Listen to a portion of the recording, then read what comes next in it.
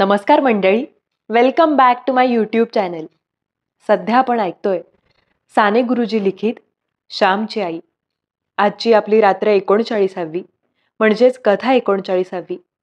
कथेचं नाव आहे सारी प्रेमाने नांदा. मागच्या कथेत आपण पाहिलं की सगळी माणसं श्यामच्या आईवर खरंच किती प्रेम करत होती, त्यांची किती काळजी करत होती.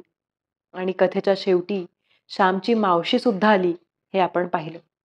या कथेत आपल्याला पाहायला मिळेल की या मावशीने श्यामच्या आईची किती काळजी घेतली, किती मनापासून त्यांच्यासाठी सगळं केलं. आणि त्या बरोबरीनेच श्यामचा मोठा भाऊही आईच्या भेटीस आला होता.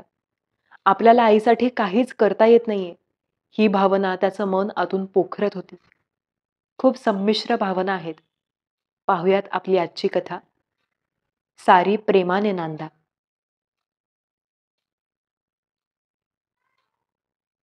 श्यामच्या गोष्टीस सुरुवात झाली होती. दूर कुत्री भुंकत होती. वडार लोक उतरले होते, त्यांची ती कुत्री होती. सखू मावशी रात्रंदिवस माझ्या आईची शुश्रूषा करीत होती. ती जणू उपजत शुश्रूषा कशी करावी ह्याचे ज्ञान घेऊन आली होती. जन्मजात परिचारिका ती होती. आईला स्वच्छ असे अंथरूण तिने घातले. स्वतःच्या अंथरुणावरची चादर तिने आईखाली घातली. उषाला स्वच्छ उशी दिली. एका वाटीत खाली राख घालून थुंकी टाकण्यासाठी ती आईजवळ ठेवून दिली. तिच्यावर फळीचा तुकडा झाकण ठेवला. दररोज ती वाटी मावशी स्वच्छ करीत असे. दारे लावून 2 दिवशी आईचे अंग नीट कढत पाण्यात टॉवेल भिजवून तो पिळून त्याने पुसून काढी. तिने बरोबर थर्मामीटर आणले होते. ताप बरोबर पाही. ताप अधिक वाढू लागला तर कोलन वॉटरची पट्टी कपाळावर ठेवी. आईच्या खाली मेण कापडावर कागद घालून त्यावरच आईला शौच करावयास ती सांगे.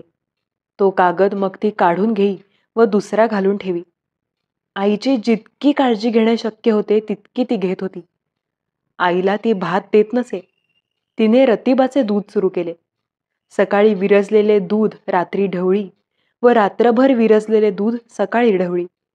ते गाळून घेई, नाहीतर त्यात लोणी यावयाचे. असे ते अधमुरे ताक मावशी आईला द्यावयाची. येताना तिने मोसंबी आणली होती. पुरवून पुरवून त्यांचा रसही ती देत असे. साऱ्या जन्मात आईची कधी व्यवस्था नव्हती अशी मावशीने ठेवली होती. साऱ्या जन्मात हाल झाले, परंतु मरताना मावशीने हाल होऊ दिले नाहीत. मावशी म्हणजे मूर्तिमंत कळकळ व सेवा. अत्यंत निर्लस व व्यवस्थित. ती मथीसारखी म्याव म्याव करते. तिला आज भात नाही का रे घातलास? आईने विचारले. आईच्या आवडत्या मांजरीचे नाव मथी होते. मथी दुधाणीला कधी तोंड लावित नसे. तिला थेंबभर दूध घातले म्हणजे पुरत असे. मोठी गुणी मांजर. आई आजारीपणात त्या मांजरीचीही चौकशी करीत असे. अक्का, तिला भात घातला, परंतु ती नुसते तोंड लावी. दुधा तुपाचा भात, परंतु तिने खाल्ला नाही हो. खाल्ला असेल उंदीर बिंदीर. मावशी म्हणाली. नाहीतर पोटबीट दुखत असेल तिचे. मुखी बिचारी, बोलता येत नाही, सांगता येत नाही. आई म्हणाली. आईचे दुखणे वाढतच होते. दुखण्याचा पाय मागे नव्हता, पुढेच होता. मुंबईहून माझा मोठा भाऊ 4 दिवसांची रजा घेऊन घरी आईला भेटावयास आला होता. नुकतीच त्याला नोकरी लागली होती. रजा मिळत नव्हती. मोठ्या मिन्नतवारीने 4 दिवसांची रजा मिळाली. आईला पाहून त्याला बडबडून आले.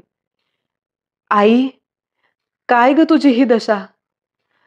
तू इकडे होतीस, काम करीत होतीस.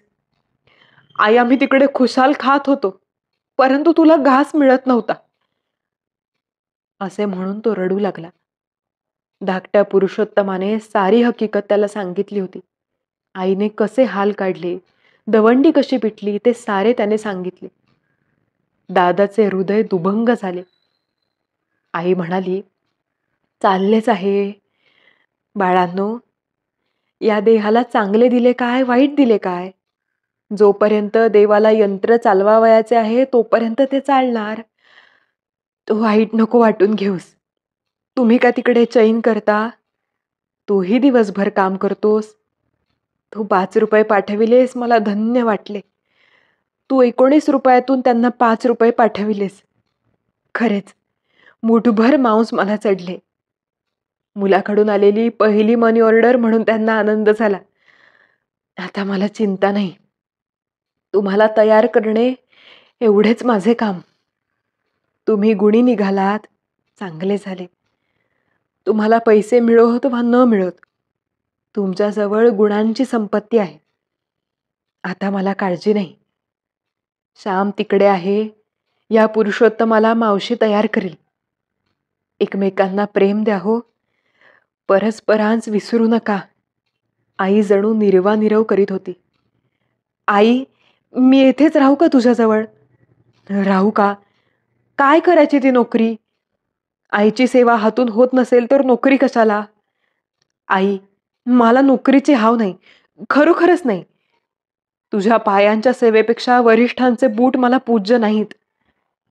आई, तुझे पाय, तुझी सेवा यातच माझे कल्याण, माझे भाग्य, माझा मोक्ष, माझे सारे काही आहे. आई, तू सांगशील तसे मी करीन. राजीनामा मी लिहून आणला आहे. देऊ का पाठवून? दादा गहीवरून बोलत होता.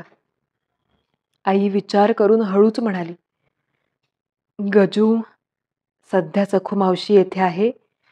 नोकरी आधीच मिळत नाही. मिळाली आहे मुश्किलीने ती ठेव. त्यांना 5 रुपये पाठवीत जा. 2 पाठविलेस तरी चालतील, परंतु दर महिन्याला आठवण ठेवून पाठव. त्यांच्या सेवेत माझी सेवा आहे. मी इतक्यात मरत नाही. तितके माझे भाग्य नाही. झिजत झिजत मी मरणार. फारच अधिक वाटले तर पुन्हा तुला बोलावून घेईन हो बाळ. दादा परत मुंबईस जावयास निघाला. अभागी श्यामप्रमाणे अभागी गजानन निघाला. आईचे हे शेवटचे दर्शन अशी त्याला कल्पना नव्हती. आईच्या पायांवर त्याने डोके ठेवले. आईच्या तोंडाजवळ त्याने आपले तोंड नेले. आईने त्याच्या तोंडावरून, डोक्यावरून आपला कृश हात, प्रेमाने थपथपलेला हात फिरवला. तो मंगल हात फिरवला. जा बाळ, काळजी नको करू. श्यामला मी बरी आहे असेच पत्र लिहा. उगीच काळजी नको त्याला. सारी प्रेमाने नांदा. एकमेकांस कधी अंतर देऊ नका. आईने संदेश दिला. जड अंतःकरणाने दादा गेला. कर्तव्य म्हणून गेला. संसार मोठा कठीण, हेच खरे.